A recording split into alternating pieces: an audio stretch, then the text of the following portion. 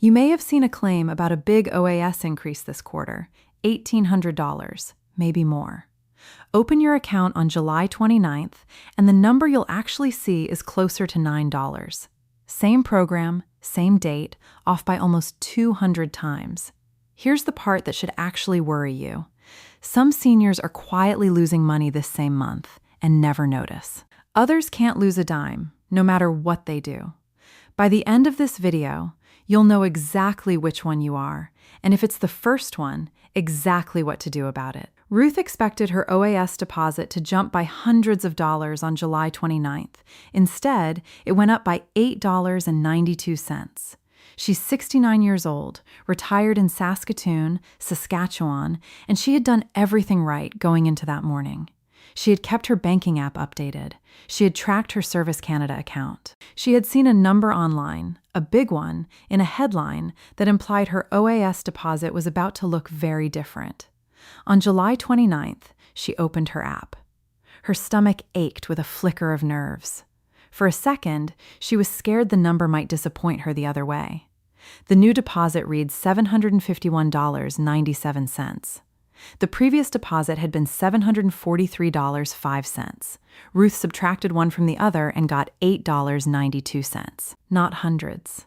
Not anywhere close to the number she had seen in that title. $8.92.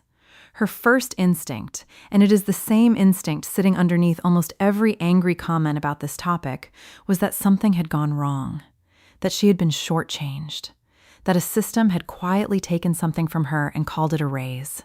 None of that was true. Her deposit was correct to the cent. The mechanism worked exactly as designed. The problem wasn't her deposit. The problem was the number she had been comparing it against, because that number was never hers to begin with, and no title, no thumbnail, no graphic said so. My name is Susan. I'm a CPA.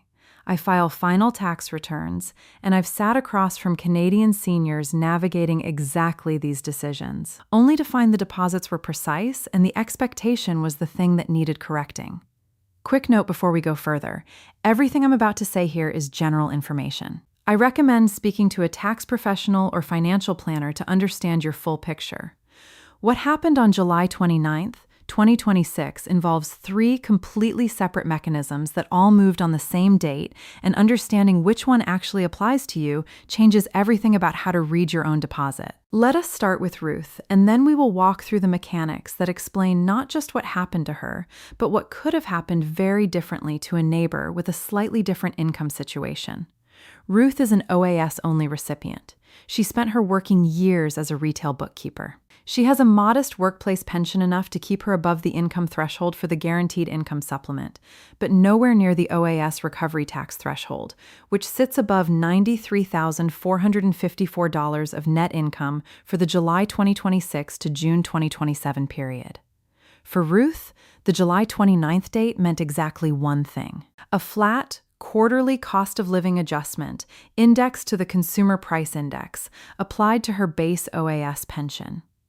That adjustment, confirmed by the Canada.ca benefit tables for July to September 2026, was 1.2%.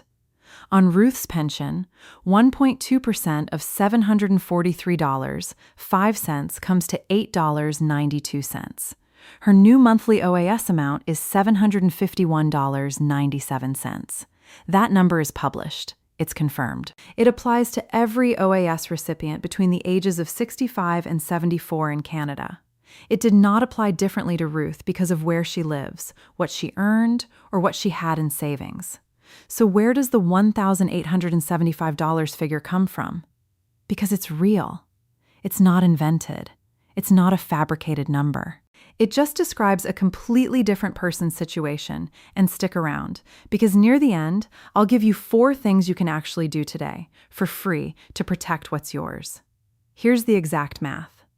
The new maximum OAS pension for ages 65 to 74, effective July 29th, 2026, is $751.97 per month. The new maximum guaranteed income supplement for a single senior, the full amount, after the same quarterly CPI adjustment, is $1,123.17 per month.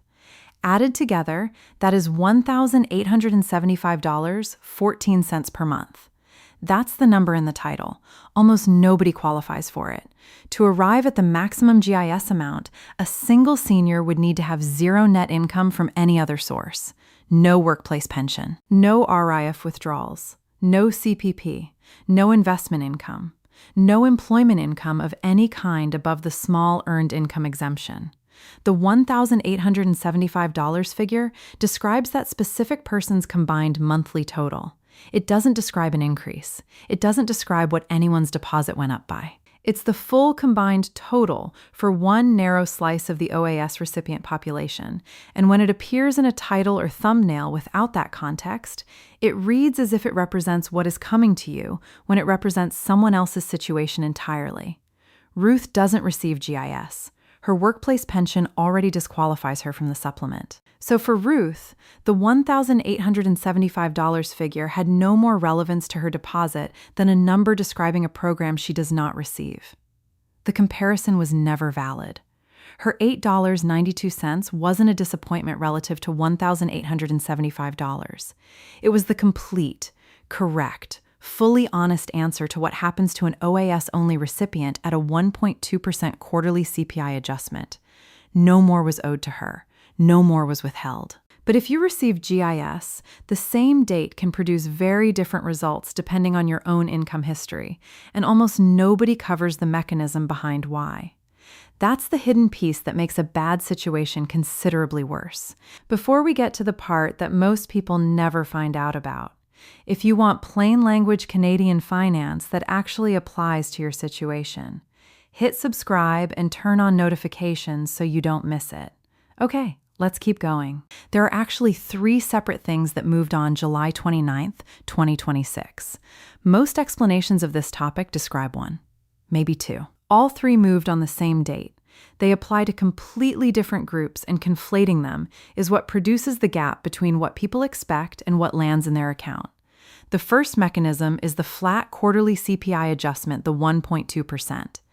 This applies identically to every OAS-related benefit. The basic OAS pension, GIS, the allowance for the survivor. Every single one of those benefits received the same 1.2% bump. It's the same percentage regardless of income, regardless of province, regardless of age beyond the 2 rate brackets. It can never go down once indexed up. It only holds or rises. This is the only mechanism that applied to Ruth. The second mechanism is an annual, income-based recalculation that applies only to income-tested benefits, GIS, the allowance for the survivor.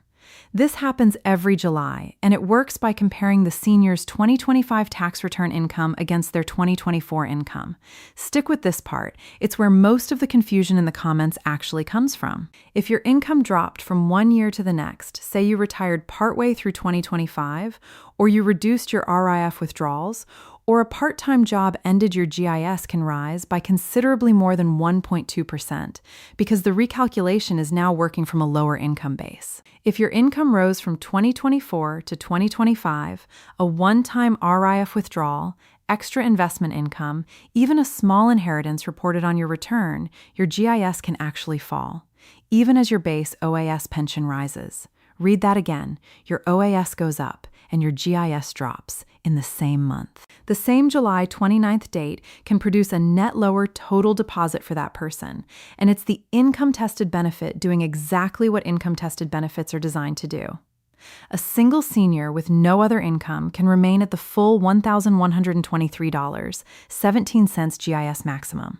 A single senior whose net income in 2025 exceeded $22,512 would receive no GIS at all. The third mechanism is the OAS clawback threshold reset, the point at which the recovery tax begins reducing OAS payments. Most people will never hit it. That threshold moved from $90,997 to $93,454 for the July 2026 to June 2027 period. If your net income sits above that number, you're in a different calculation entirely, and the recovery tax reduces your OAS at 15 cents per dollar above the threshold. For the large majority of OAS recipients, including Ruth, this mechanism is irrelevant. But for a higher income senior near that line, the threshold moving upward is worth knowing. So which of these three actually applies to you? The reason this matters, and the reason it makes a bad situation considerably worse, is what it does to people who don't have this context. A senior who received the flat $8.92 CPI adjustment sees a title about $1,875, compares the two numbers, and concludes something is broken or dishonest or missing. The mechanism was never described. The narrow profile the big number actually belongs to was never disclosed, and so the correct outcome, a properly indexed, fully accurate OAS deposit, lands as if it were a failure. That erosion of trust in a system that is, in this case, actually working as designed is the real cost of the conflation. Ruth carried that exact weight into her kitchen on the morning of July 29th. She looked at her phone, did the subtraction, and arrived at $8.92, and for a moment, she was certain she had been overlooked. She had not been. She had simply been handed a comparison that was never meant to apply to her. Numbers, people are reporting range anywhere from $4 to $36. That spread reflects different ages, different rate brackets, different GIS income reset outcomes, different clawback threshold adjustments. All of them correct. None of them $1,875 as a raise. For most OAS only recipients, the number is somewhere between $8.92 and $9.81 per month. The $9.81 figure applies to seniors aged 75 and older who have received a permanent 10% enhancement to their OAS pension since July 2022. Their base is higher, so the same 1.2% CPI adjustment produces a slightly larger dollar amount. It's also the reason the 4 practical steps waiting for you at the end of this video actually work for your specific situation, instead of being generic advice you've already heard a dozen times. Real steps based on what you actually qualify for. Here's the part that matters most for what you can actually do. The indexed OAS pension amount itself can't be grown once you're already collecting it. If you started OAS at 65, you do not get to go back and unstart it. The deferral option delaying OAS past 65 to earn a 0.6% increase per month of delay, up to a maximum 36% increase at age 70, only helps someone who has not yet started collecting. Once payments begin, there is no further deferral increase available, and the choice is generally irrevocable in practice. The amount Ruth receives will be indexed at the same rate as everyone else's for the rest of her life. She cannot make it bigger. What she can do, and this is where real, meaningful control lives, is protect what she already has. So here's what happened to Ruth once she understood all this. Ruth's deposit on July 29th was $751.97. Her previous deposit was $743.05. The difference was $8.92, representing a 1.2% CPI adjustment, which is the correct and complete mechanism for an OAS-only recipient in her age bracket. She doesn't receive GIS, so the annual income-based recalculation didn't apply to her. Her net income sits well below $93,454, so the clawback threshold change didn't apply to her either. One mechanism, one number, fully explained. Within 3 weeks of understanding what that $8.92 actually represented, Ruth stopped comparing her deposit to numbers that described someone else's situation. That shift doesn't add dollars to her account, but it does let her manage the dollars she has with an accurate picture, and that matters. Do these 4 things this week. None of them costs anything. First, this one's just arithmetic, and it takes 30 seconds. Pull your July 29th deposit and your June deposit side by side. Do the subtraction yourself. If you're between 65 and 74 and you receive only OAS, you should see approximately $8.92. If you're 75 or older and receive only OAS, you should see approximately $9.81. If your number is different from those, the reason is almost certainly either GIS income recalculation or the OAS recovery tax, both of which are personal to your own 2025 income. Second, this one's only for GIS recipients, but it's the one most likely to cost you money if you skip it.